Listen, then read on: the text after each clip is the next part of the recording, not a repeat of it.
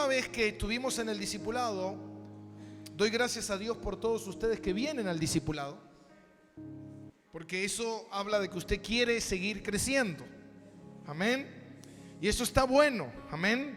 No faltar al discipulado que hacemos los martes y seguir creciendo y seguir conociendo a Dios, porque en algún momento Dios va a utilizar todo eso que estamos conociendo. Y la última vez que estuvimos en el discipulado estuvimos hablando de los agentes disciplinarios. ¿Se acuerdan que la disciplina es algo maravilloso? ¿Cuántos creen que la disciplina es maravillosa? Pero no nos gusta. Pero la disciplina es necesaria porque la disciplina es la que nos santifica. Nosotros disciplinamos a nuestros hijos, ¿para qué? Para corregirlos. Dios nos disciplina a nosotros para corregirnos. Entonces vimos cuáles son los agentes disciplinarios que Dios utiliza en nuestra vida. Vimos que son los padres, vimos que es Dios mismo, nosotros, las autoridades, la iglesia. Son agentes que Dios pone para disciplinarnos. ¿Para qué? Para ayudarnos a entender cuál es la voluntad de Dios. Muchas veces Dios nos habla, pero nosotros no queremos entender. Muchas veces nosotros no prestamos nuestro corazón a aprender, a escudriñar las escrituras. Entonces Dios tiene que usar agentes disciplinarios para corregirnos. Y yo les dije la última vez que íbamos a hablar de un tema muy importante. A ver si alguien se acuerda. ¿Se acuerda de lo que yo dije? ¿Qué era que íbamos a hablar?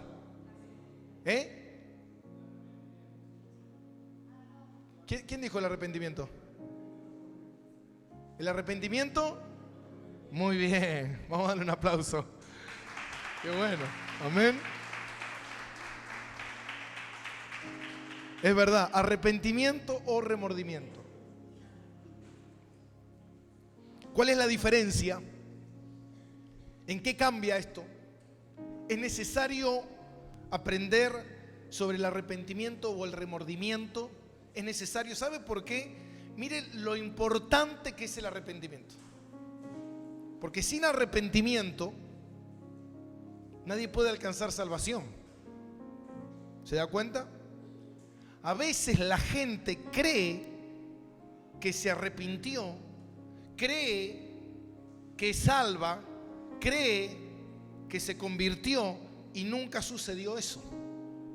Es todo un engaño, porque si nosotros no entendemos verdaderamente lo que es el arrepentimiento, ¿por qué? Porque vino la fe y el arrepentimiento vienen juntos, agarrados de la mano.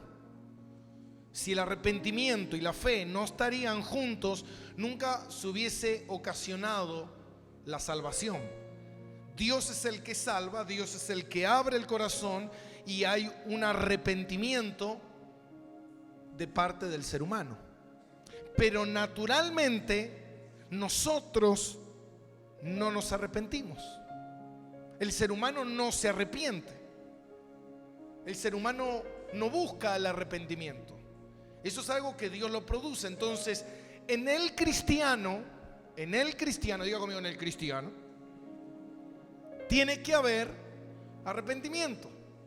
Tiene que ser algo sumamente natural en nuestra vida.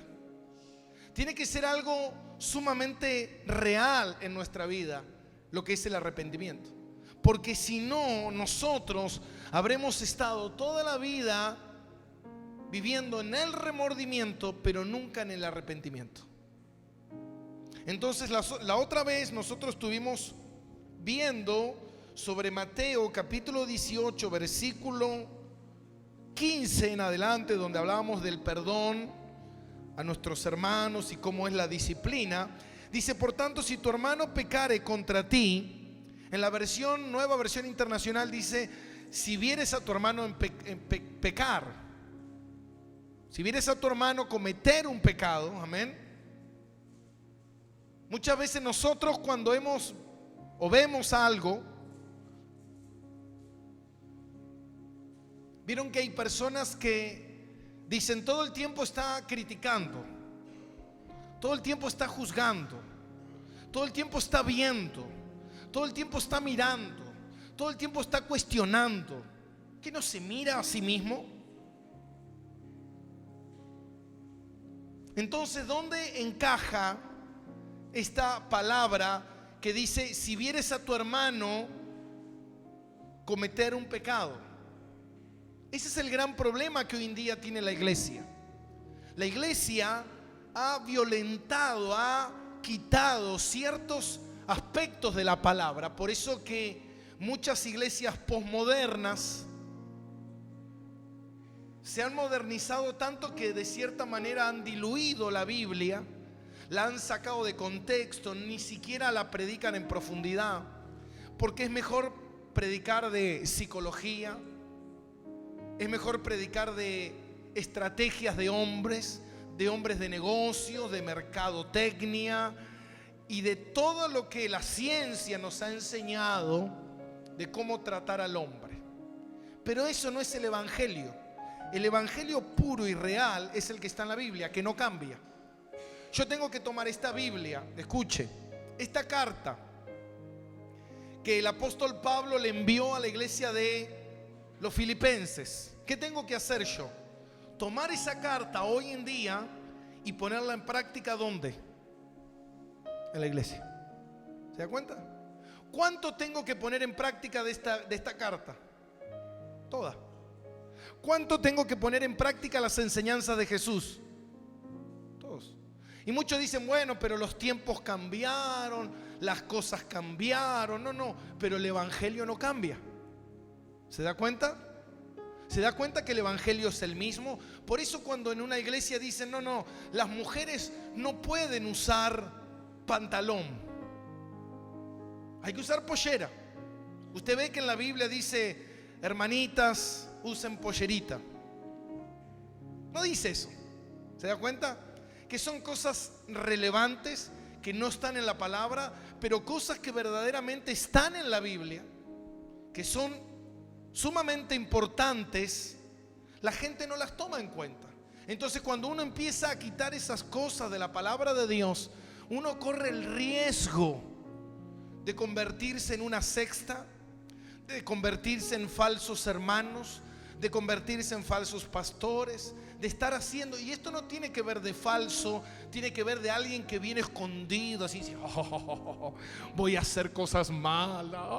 No. Muchas veces yo calculo que hay mucha gente que cree, eso es lo más triste, que cree que está en lo correcto, que cree que está haciendo bien, que cree que es normal, que cree que es la manera, que cree que es el camino. Porque yo, Gastón, lo creí también. ¿Se da cuenta? Yo muchas veces creí y practiqué cosas dentro del evangelio que yo creí que eran correctas. ¿Pero por qué lo hice? Lo hice porque me lo enseñaron, lo hice porque creí que estaba bien y nunca lo chequeé, como dice en Hebreos 17, que los de Berea eran más nobles que los de Tesalónica, porque chequeaban con las escrituras. Nunca profundicé en la palabra. Cuando empecé a profundizar en la palabra, me di cuenta que estaba cometiendo un montón de errores.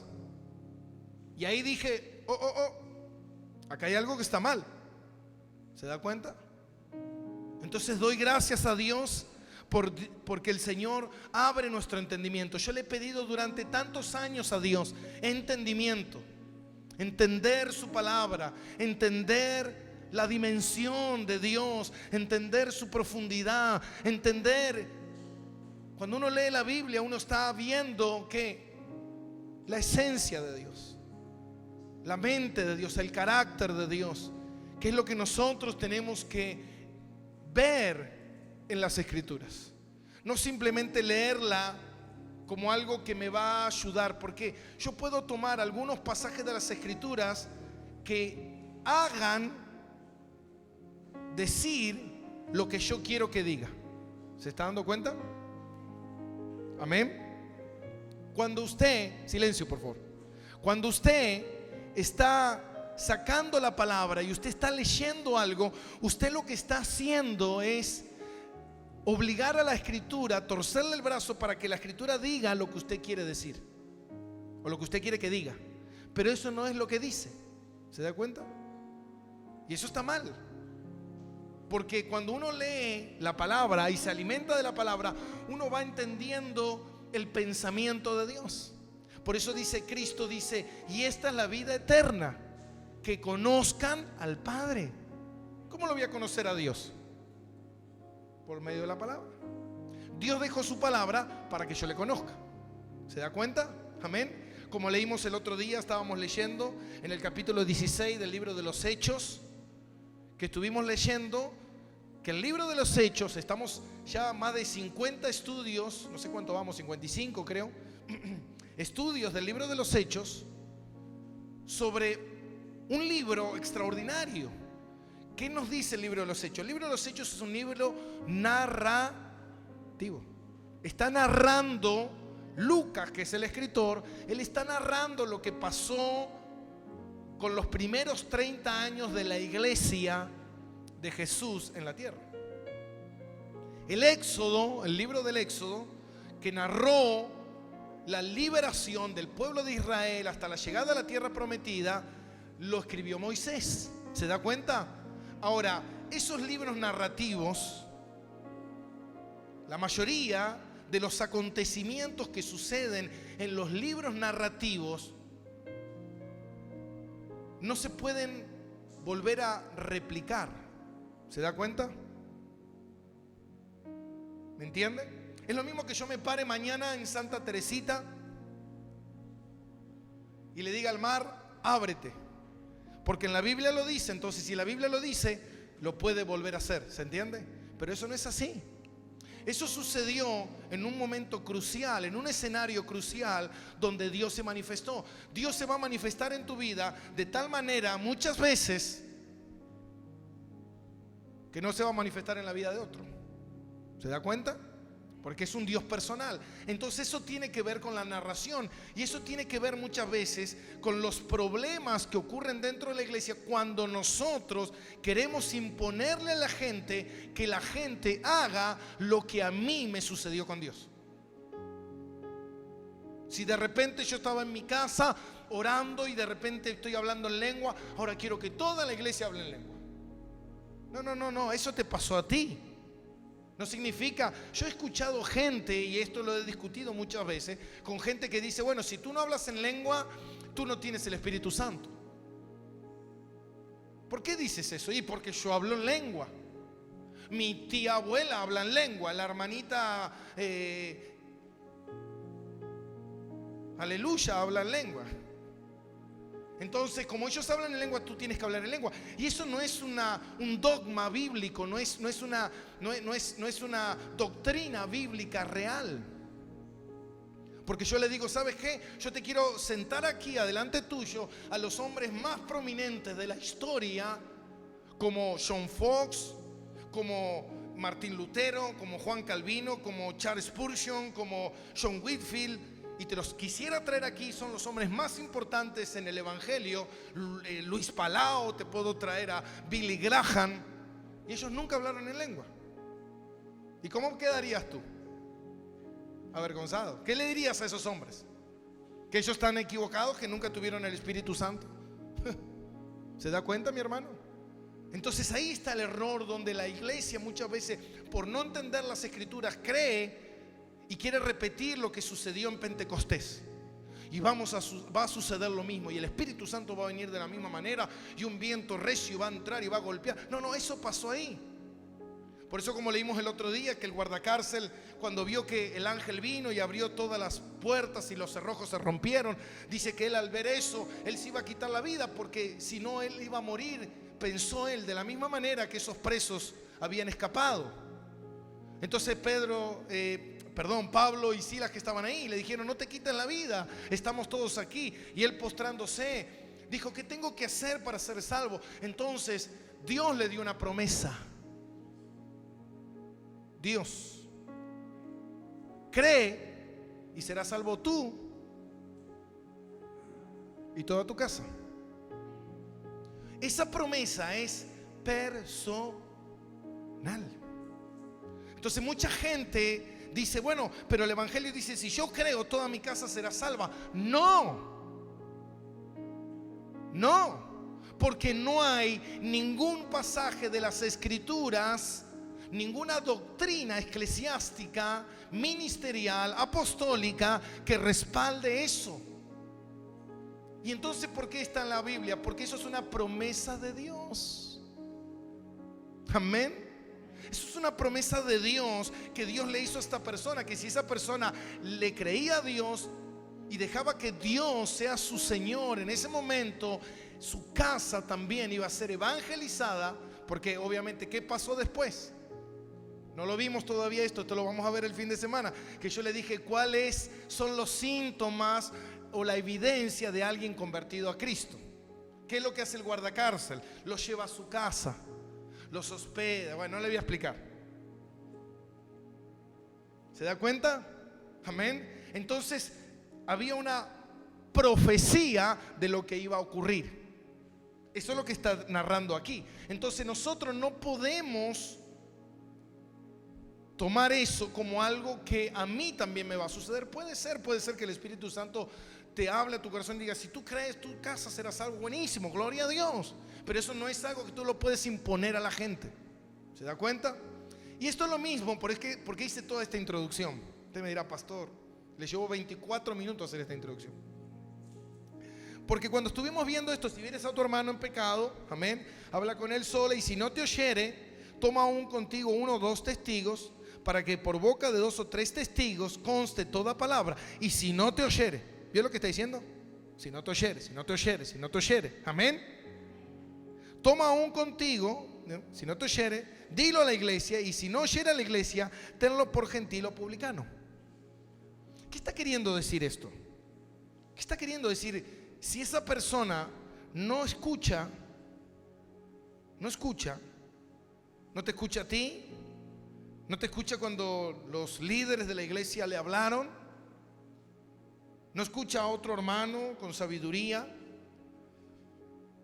tenlo como gentil o publicano. ¿Quién era una persona, un publicano? ¿Quién era? Alguien que ¿qué? Que no tiene a Cristo. Amén. ¿Hay que desecharlo al hermano? No. Dice, tenlo como gentil o publicano. ¿Qué significa esto? Considéralo a ese hermano como alguien que no tiene a Cristo. Por eso, ¿está acá? Si ese hermano no acepta la disciplina una vez, si ese hermano no acepta la disciplina 2 veces, si ese hermano no acepta la disciplina 3 veces, considera a ese hermano que ¿qué? ¿Qué es qué? Un inconverso. No tiene a Cristo. Porque el que tiene a Cristo acepta la disciplina. No dice que lo deseches, sino tenlo como un inconverso y evangeliza lo que es diferente. ¿Se da cuenta? No lo trate como cristiano, porque la actitud que está teniendo es de alguien que no lo es. ¿Se da cuenta? Por eso dice la palabra, por los frutos uno será conocido. No todo aquel que diga que tiene al Señor, tiene al Señor. Porque si tiene al Señor, pero no acepta la disciplina, entonces, de cierta manera, nunca tuvo al Señor. Amén. Entonces, fíjate lo que dice.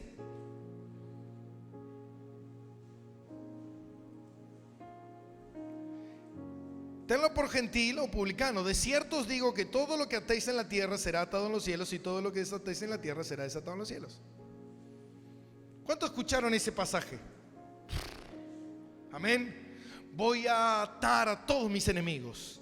Voy a desatar todas mis bendiciones. Desate, hermano, desate bendiciones. Atemos. Y usamos eso para el evangelio de la prosperidad. Usamos eso para el evangelio del lograrlo todo, de voy a atar y voy a desatar todo lo que, voy a atar todas las maldiciones y voy a desatar todas las bendiciones para mi vida, pero nada tiene que ver con eso. ¿Se da cuenta? El contexto del evangelio, de la palabra tiene que ser revelada o descubierta con otra palabra. ¿Sentido? El mismo contexto bíblico me está a mí enseñando la revelación de esa palabra. Si yo tomo ese versículo y lo separo de todo, queda como que yo lo puedo utilizar para lo que quiero. Pero ahora digo, ¿en qué contexto Jesús utilizó ese pasaje? Ese pasaje Jesús lo utilizó en el contexto de la disciplina a un hermano, en cómo la iglesia tiene que obrar en esta disciplina. Y dice, si un hermano en la iglesia se comporta de tal manera pecaminosamente, la iglesia tiene que ir, o un hermano que es de la iglesia tiene que ir y decirle: hey, mira, lo que estás haciendo está mal. Y si ese hermano no escucha, dice la palabra, no te oye, ve con tu pastor, ve con tu líder y dices: ay, este es un buchón. No, mi hermano, estoy usando los conceptos bíblicos correctos de cómo se tienen que manejar estas cosas. ¿Se da cuenta que Dios nos enseña? Y dice, y el pastor o el líder va y le habla y le dice, pero no te escucha. Entonces ya dilo a la iglesia. Y si este hermano, ¿qué hace? No quiere escuchar a la iglesia, se da media vuelta y se va. Me voy a otra iglesia, que es algo que pasa muy ¿a qué? A menudo. ¿Se da cuenta? Entonces, ¿qué dice? Lo que tú atares será atado, y lo que tú desatares será desatado. ¿Sabe lo que quiere decir eso? Si esa persona que está en disciplina, pero no escuchó la disciplina del hermano, no tomó la disciplina del pastor, no toma la disciplina de la iglesia y se va para huir de la disciplina, ¿qué dice la palabra? Dios le dio una autoridad a la iglesia, que si esa persona está disciplinada en esta iglesia, vaya a donde vaya, esa persona está disciplinada en el cielo. Lo que tú disciplinas aquí está disciplinado allá. Entonces la persona, vaya donde vaya, va a seguir ¿con qué? Con la disciplina. Pero si ese hermano vuelve y arregla sus cosas, se arrepiente, es desatado. Y cuando es desatado en las cielos. ¿Se da cuenta lo que quiere decir eso? ¿Lo entendió? Esto no se entendió nunca, pero usted lo está entendiendo. Amén. Por eso siempre hemos visto gente que se va de una iglesia a otra y sigue como atada espiritualmente. Y uno dice, ¿cómo puede ser esto? Porque es esto lo que dice la palabra. La persona no fue desatada. Amén. Ahora, ¿quién la puede desatar a esa persona? La iglesia que la disciplinó. ¿La puedo desatar yo? No, porque yo no tengo la autoridad para desatarle a esa persona. Ahora, ¿qué quiere decir con esto?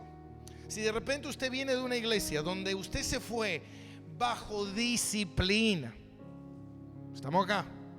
No es que usted se fue porque usted no comparte la doctrina de la iglesia y de repente usted dijo, bueno, ¿sabe qué, pastor? Yo no comparto como usted predica y a mí me gusta ir a aquella iglesia, y usted se va. Perfecto, usted no está disciplinado.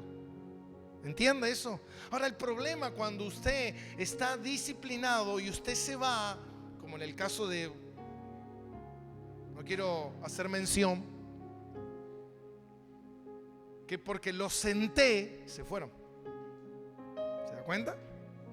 Eso es disciplina. Sentido, hermano, usted iba a estar sentado en esta iglesia. ¿Usted cree que en otra iglesia usted no va a estar sentado? Va a estar sentado.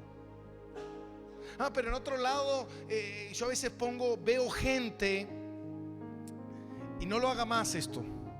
Yo a veces veo gente de hermanos que se fueron disciplinados de la iglesia y otros hermanos le ponen: ay, siervos, qué grande, sigan adelante, qué bien, qué excelente. Eso es terrible. ¿Se da cuenta? Porque usted no está reconociendo la disciplina que Dios le dio. Usted no lo está reconociendo. Usted no reconoce la disciplina. Usted está aprobando la mala decisión de esa persona. Pero yo entiendo por qué muchas veces hermanos aprueban las malas decisiones de otros. ¿Sabe por qué? Porque también esos hermanos o no son hermanos o no tienen discernimiento. ¿Se da cuenta? Yo durante muchos años tuve un matrimonio amigo.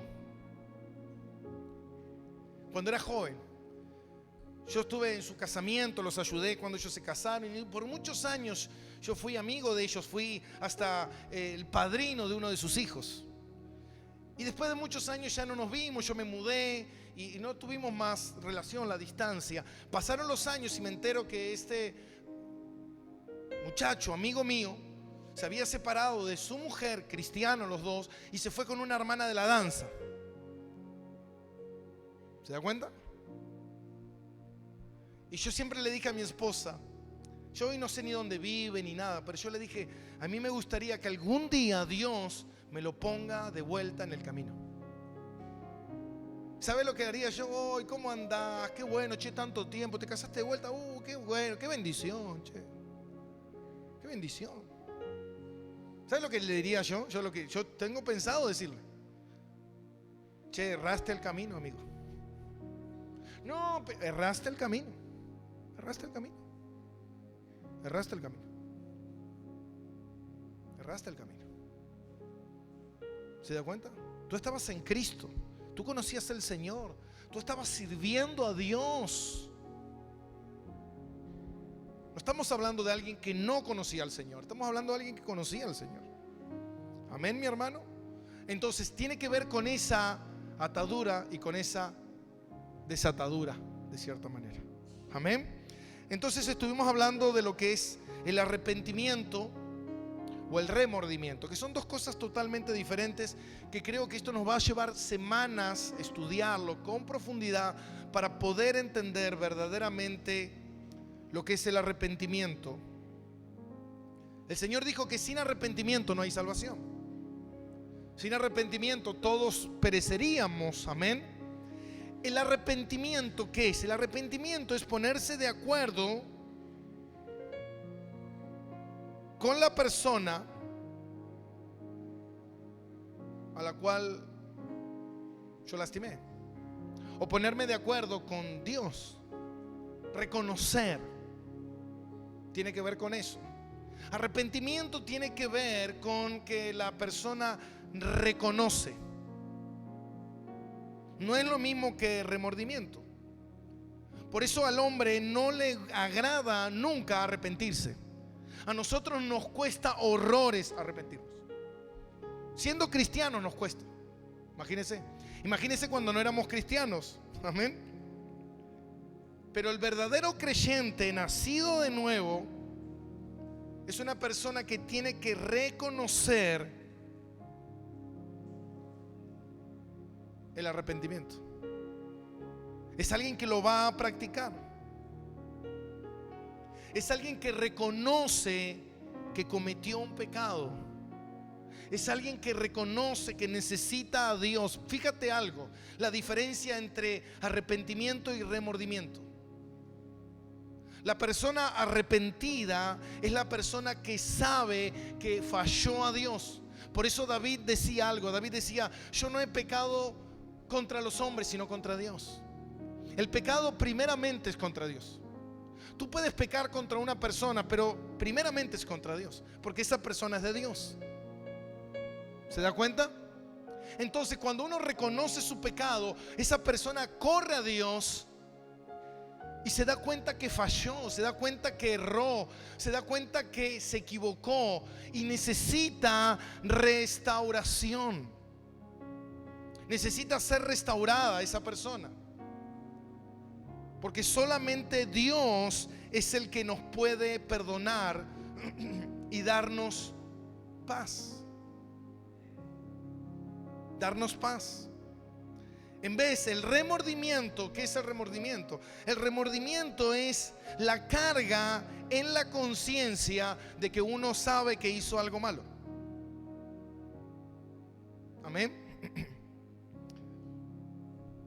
Cuando alguien te dice, un suponer, che, mira, ¿sabes qué? Tú te estás equivocando. Tú estás obrando mal.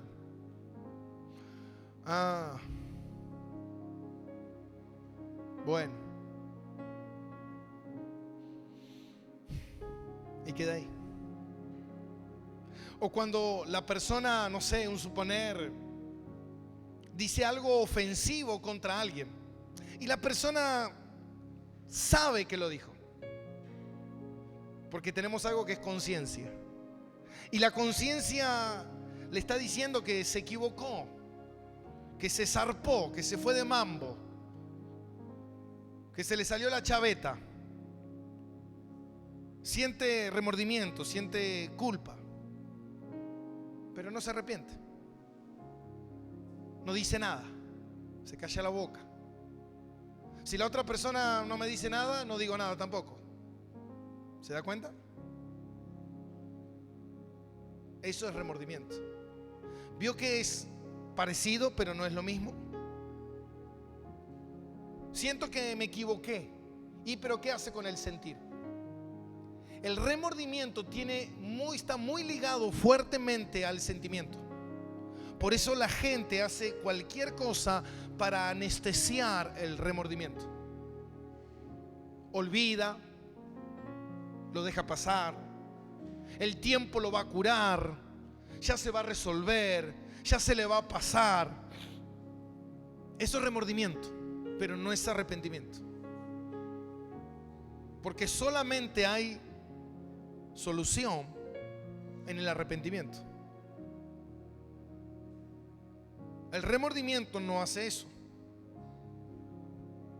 Fíjate lo que le pasó a Judas. Búscame la Nueva Versión Internacional, Eliel, en Mateo 27:3. Porque usted va a encontrar otra versión que es la Reina Valera y dice así. En 27:3 dice esto: entonces Judas, el que le había entregado, viendo que era condenado, volvió arrepentido las 30 piezas de plata a los principales sacerdotes y a los ancianos, diciendo: yo he pecado, he entregado sangre inocente. Mas ellos dijeron: ¿qué nos importa a nosotros? Allá tú. Y arrojando las 30 piezas de plata en el templo, salió y fue y se ahorcó. Ahora, ¿cómo alguien que se arrepiente, alguien que reconoce su pecado, se ahorca? En realidad porque él nunca se arrepintió. En realidad la traducción aquí varía. ¿Lo encontraste? ¿No lo encontró? Lo está buscando. Nueva Versión Internacional 27:3. Búscame. En la Nueva Versión Internacional dice que él tuvo remordimiento, que no es lo mismo que arrepentimiento. Él tuvo remordimiento. ¿Qué significa esto? Significa que él sintió culpa. Él se sintió tan mal de lo que había hecho que fue y se ahorcó, porque no podía soportar lo que había hecho. ¿Se da cuenta? ¿No era más fácil arrepentirse?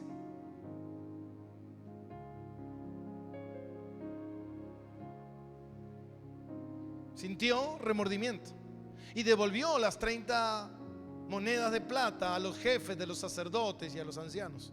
Tuvo remordimiento. El remordimiento es: me siento mal, pero no hago nada. Fíjate algo. El remordimiento habla del orgullo y el arrepentimiento habla de la humildad.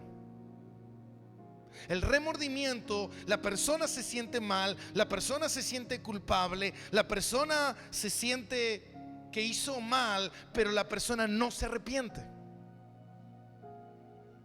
O muchas veces, al contrario de eso,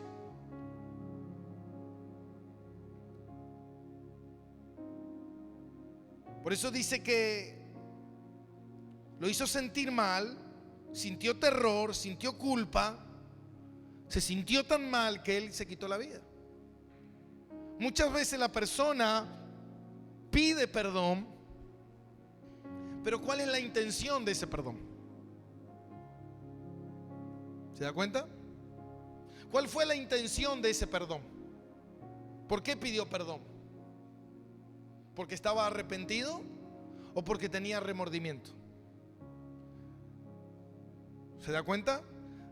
Muchas veces la persona pide perdón simplemente porque no quiere perder lo que tiene, porque la persona se siente amenazada, porque la persona siente que va a perder su reputación, su familia, pero no es arrepentimiento, es remordimiento. Me arrepiento por las consecuencias, pero no es arrepentimiento. El arrepentimiento genuino, acá viene el tema, el arrepentimiento genuino trae quebrantamiento. El arrepentimiento genuino te duele en el alma. La persona que se arrepiente realmente le duele en el alma. Esa persona realmente está dolida. Fíjate que lo que significa la palabra arrepentimiento, la palabra original de arrepentimiento significa metanoia. Y esa traducción significa cambio de mente, volver de su camino y aborrecer el pecado. ¿Se da cuenta? Cuando una persona realmente está arrepentida de verdad, nunca más esa persona vuelve a su vieja vida, porque sabe que él vivió en esa vieja vida. Él se arrepintió de verdad delante de Dios porque reconoce a Dios, y esa persona no quiere volver más a esa vieja vida. Puede trastabillar, puede caer, pero esa persona va a luchar toda su vida contra esa vieja vida donde él estuvo, porque él la aborrece ahora. ¿Se da cuenta? Supóngase un adúltero. El adúltero de repente siente culpa, remordimiento. ¿Por qué lo siente? Lo siente porque sabe que su esposa lo puede descubrir, sabe que alguien se puede enterar. Entonces él se siente mal en su interior, se siente mal en su corazón, él se arrepiente. Pero eso no es arrepentimiento, porque esa persona no aborrece ese pecado. Esa persona no va a hacer nada en contra de ese pecado. Esa persona sabe que lo único que hizo fue pecó contra su esposa, pero no contra Dios. Pero la persona que se arrepiente genuinamente es una persona que va a hacer todo lo posible para no volver a ese pecado, y va a hacer todo lo posible para restaurar lo que la persona dañó.